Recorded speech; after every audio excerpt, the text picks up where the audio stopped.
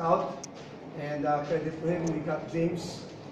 So again, it's not only a product of my coaching, it's all the product of all the coaches that joins, the coaches and bed, as well as the players who played for San Beda. So again, this 4 championships I had is the product of all the things that we've done here at San Beda.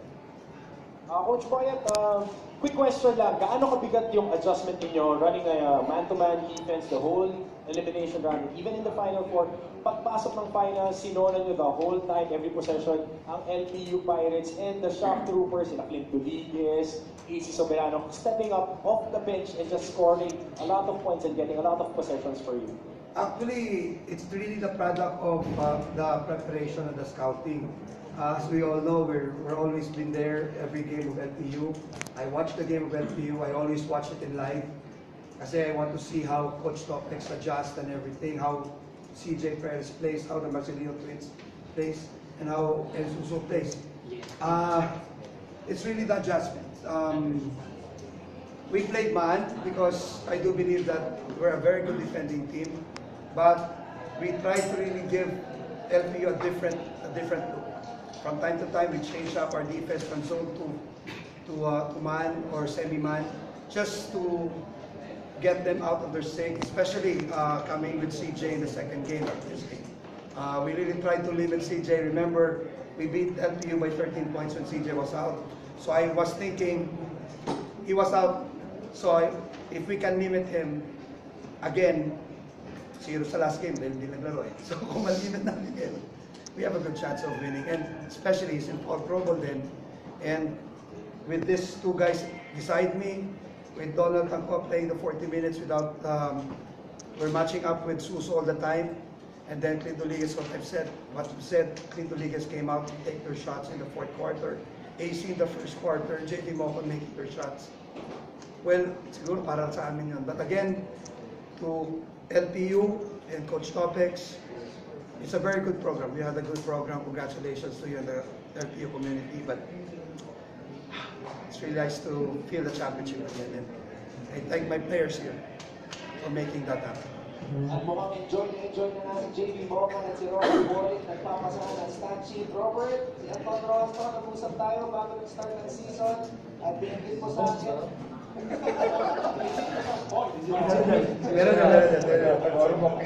Sorry, wala kasing tulong. Robert, kinuha ko ang aking kodigo dahil nakalista dito yung mga championships na napanalunan mo. PCCL, Father Margins, Bill Oil, DD, UAP, ngayon, pangatlong NCAA Championship. Ano pang gusto ma-achieve ng isang Robert Polick as you move forward to the next chapter of your basketball career? Siguro yung kulang-kulang ng NBA champion. Basketball Association, right? Nakuha ko ng Lakers, so tatang ng Lakers.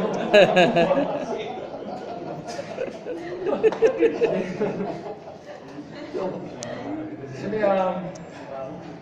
hopefully, hindi ko alam. Siguro, tingnan ko na lang ang few days siguro. Pero mamaya, iinom muna ako. Iinom ako, bahala na nangyari.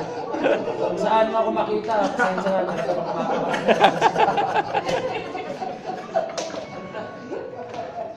JB mo pa naman. JB, meron kang 2 Juniors Championships, Finals MVP ka sa Juniors. Ngayon, meron kang 4 na Seniors Championships, Finals MVP ka rin dito sa season. May malindi pa dyan. JP, suot mo yung number 9, Yusuf Aljamal, Jake Pascual, sa winning tradition. Gano'ng mabigat yun? So, number 8 po sino? Si Texon. Si Mendoza. Ako na nga, ako na eh. JB, alam mo si JB. So, okay na ako. Si Pedro naman yan.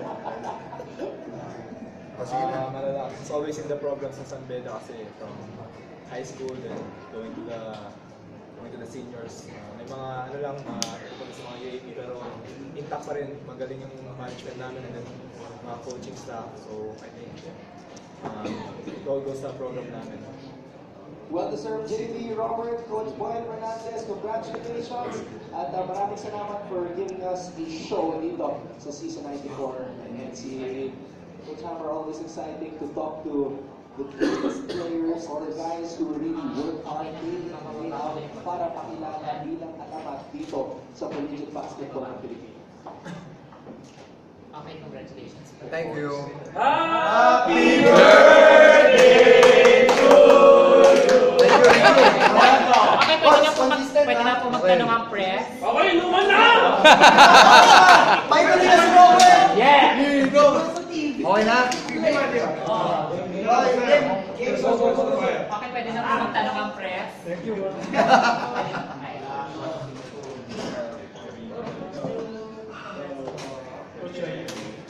Talk about tradition. San Beda. Well, the winning tradition of San Beda is always pressure for me. When I took over San Beda, the first thing that was told to me was, hey, San Beda is always in the finals, San Beda won championships, you really have to continue that legacy or that tradition. And again, it will not happen if not with my players who played for me, who under me, and the management who really supported me. But again, the tradition of San Beda goes a long, long way with other coaches. But eventually, we can say that it's really the help of Boss MVP that really makes matters for the basketball program of San Beda and also for the San Beda University. So again, ang hirap i-explain yung feeling na every year there's always a pressure to really step up, make it to the finals, and winning a championship. But it's really to my players that they did their job, and we will win championship because of the players that played for San Beda. Coach, mawawala si Malik, Raj Tongko, Presidente Roan, Jeremy Kabalan. may darating kayo na As of now, we have players who are in the Team B, who are waiting in the wings to show that they're capable of stepping up. But still, decided. we're still undecided. I think if there's somebody who will come in and try out with us. But again, my Team B deserves a credit as well because they're the one who prepare us for Lyceum. And it will be tough without Robert, without JB, without Jose, Jeremel and Raj. But again, syempre ganun talaga sa college at collegiate basketball. May gagraduate talaga. So we'll be ready for that. We'll be ready. I'm sure there are other players who will step up in their position. Coach, tsaka sa mga players, alam natin yung first game, maraming mga sabi na wala lang si CJ. Dagdag motivation yun ba yun sa inyo heading to game 2 na gusto nyo talagang patunayan na with or without CJ, San Beda will win the championship? Sa totoo lang, ayaw kong mapasama yung sabihin ko. Pero, did you remember that we beat LPU in the second round with CJ there? And he only scored 9 points against us, right? So, hindi naman namin kasalanan ng San Beda na ma-suspend because it's already in the rules. And if we discuss everything here, I think LPU already realized that they had at fault on that. Because for me, being a coach, I will know my players who will go into the draft. CJ is drafting early because he's a fill-up. So kailangan lang nila na by the end of October 29, kailangan nilang mag-check si CJ, magpa-file yun. Dahil yung bata, i-fill up eh. But they never check it and then rules is rules. So again, it's not the fault of San Beda. We never even joined the voting. We didn't even sa mga deliberations. But again, you have to also give credit to my players because if not with my players, we will not win that game 1. And sa totoo lang, mas na-fuel sa amin yung sinasabi nila, you cannot win without CJ. Kasi my players played well. Come to think of it. Don't take that away from my players. They played well. And if you miss one player, you will stock up and will not prepare. Sama ng laro nila kayo na. It's not the fault of my players. It's not the fault of San Beda. But again, as what I also said, I do give credit to the coaching staff of LPU coming back from 27 points down. But please, bigyan naman ng credit to yung players who played really hard in that game. And this game, that's really their mantra. Let's prove ourselves that we can beat LPU with CJ there. And they showed that today. Hopefully, it tolerates everything. Pero sana naman, give credit to the players, give credit to my coaching staff, and give credit to the alumni of San Pedro. Because they were there all the time, supporting us. And again, congratulations to LPU. Job well done, 2 years. Good job by Coach Topex. I think they have a very bright future going there at LPU, but still, we'll make things happen for San Beda. We'll try to find players to replace these two, replace the other guys who will graduate. But for sure, I think San Beda will be better next year. Coach, speaking of replacement, parang nakita na natin yung possible na pupuno sa lugar ni Robert with Clint Dominguez. Kung game 1, ganda laro. Mas maganda yung pinakita niya ng game 2. Your thoughts lang on Clint? Well, ako? Well, Clint, I do thank Robert for that. He came in at the fourth quarter, start of the fourth. He said, Coach, pasok natin si Clint kasi kailangan natin naman sa ilalim. And I told Bert, yeah, okay. Sa totoo lang, Bert and JB always been giving me advice. At sa totoo rin yan, kung hindi naman nila nakikita, sila naglalaro sa court, they know the feel. So ako naman, adjust lang ako nag-adjust. And I'm happy with him. He came in, he had a turnover right away, but he came back, he made a three, he made a rebound, he made a stop, and then that's it. It changed already his mentality in the game. And again, thanks to Robert, thanks to JB for this. We will not win a championship without the really total collaboration with the players and the coaches.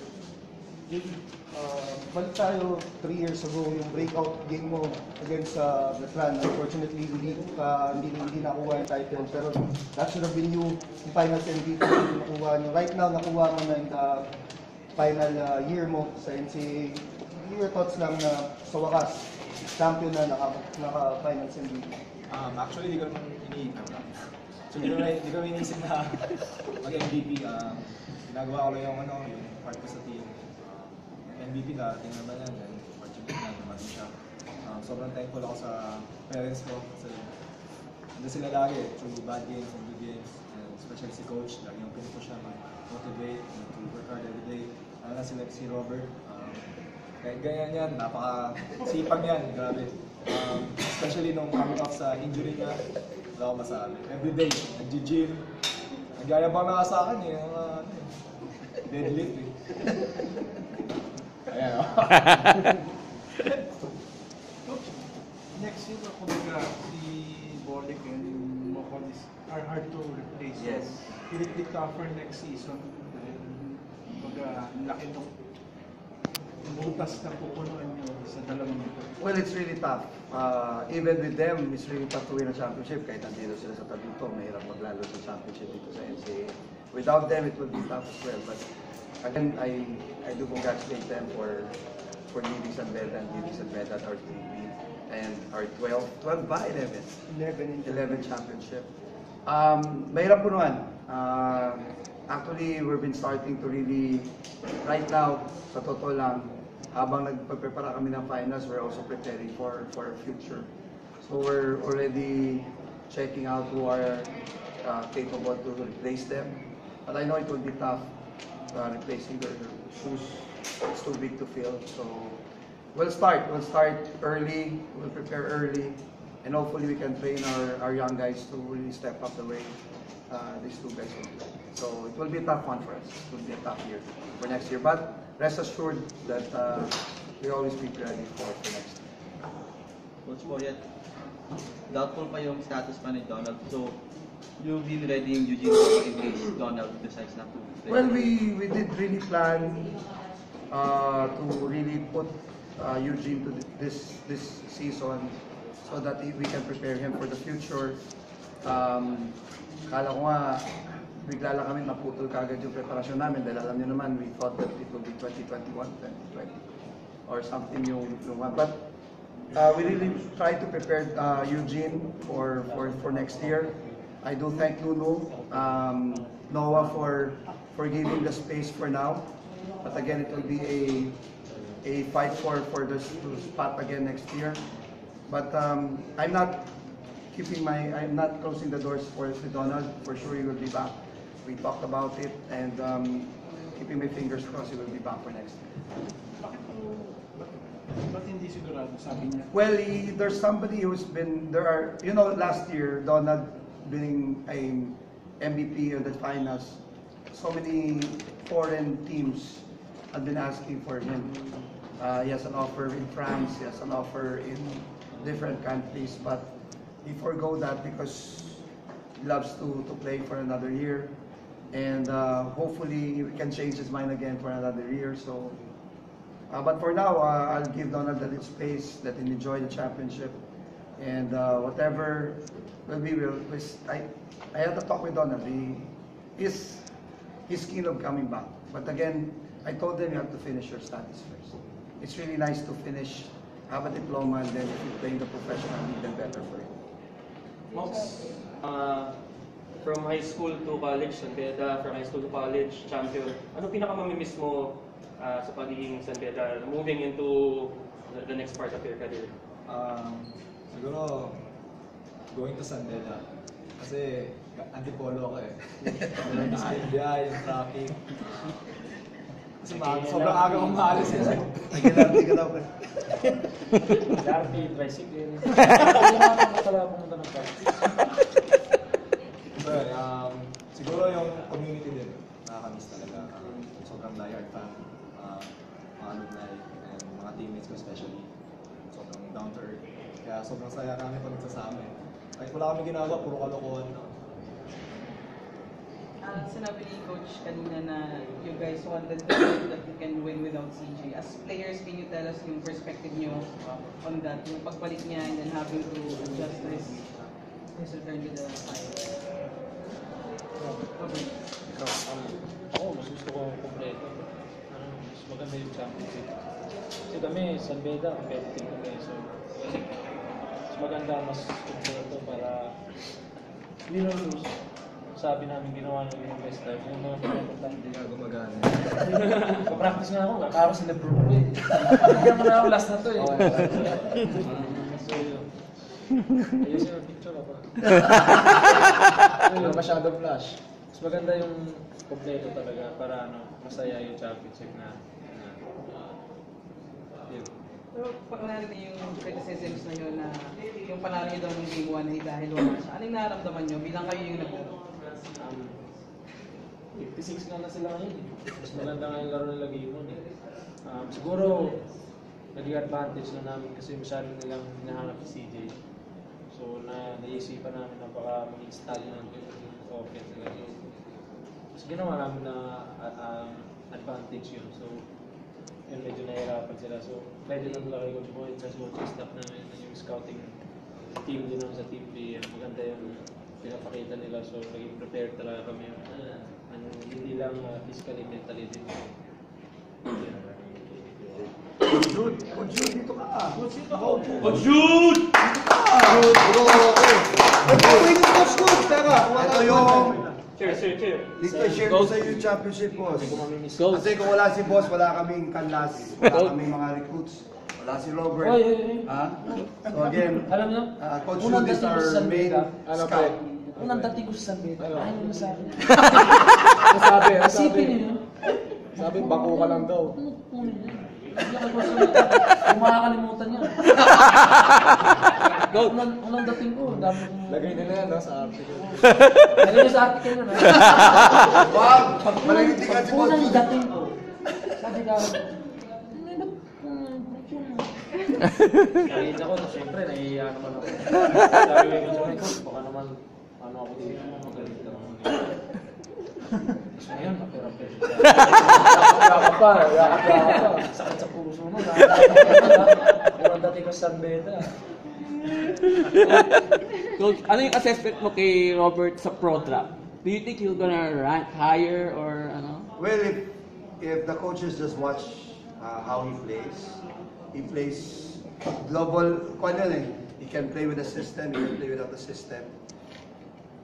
Player, wag nila sabihin na player ko, inaangat ko, but he's one of the best, I think, one of the best player who can play 1, 2, and 3. He can play defense, he can score. He can do everything.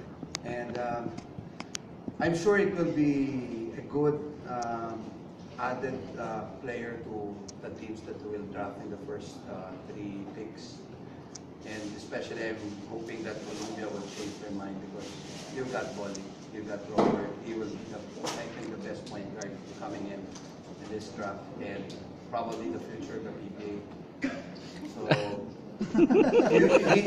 he comes from being bench warmer in the other school, but he came into San Beda and brought so many things in San Beda, more championships. So he deserves to be. I vote for his being number 1. No offense to CJ, I do love him. I do believe in this game, but this guy deserves the number 1 pick. Coach, can you see what about JB's prospects? Well, second round. It well, they already said the top 3 will always be, that's their cue. They already knew that the top 3 will be CJ, Robert, and Ray. So I'm hoping that the players or the coaches will see JB not only as a 4-man, but as a 3-man as well. We tried really to move JB to the 3-man because that's his size in the PBA. But during our season, he's a very consistent player in our 4-man position. So I think we just maximize the things that he's giving us, and hopefully number 4 pick and up, I'm sure he will be the first round. It will not be good for JB if nobody will pick him up in the first round. He deserves to be the first round. So whatever happens, I wish him all the best. Oh, si Boss Chito man. Happy birthday, boss. Inuman na daw, boss. Happy birthday. Guys, Can I just, Coach Jude. Gusto ko lang, guys, I want to give credit also to Coach Boyet. I think si Coach Boyet is one of the most underrated coaches. But in my opinion, he is a top 3 college coach in the country. Probably second only to Tab Baldwin. The way he prepares for games, if you can see, since last year we've been the number 1 defensive team. It's really our defense that has been winning championships for San Beda. So he's now a 4-time NCAA champion coach. But I don't think he's getting enough credit. So yun lang yung gusto ko ma-add sana. I think he deserves more credit than he is getting. Thank you. Paano kami seniors? Walang credit. Coach, ano sabi ni Robert? Oh, yun. Unang awapin mo. Wait lang. Maganda sulat. Di ba naman sagutin niyo siya doon? Coach, sagutin mo na. Walang credit, puro debit lang. Sagutin mo siya. Coach, sabi pag pagdating naman niyo. Oh, yun. Welcome ko with open arms.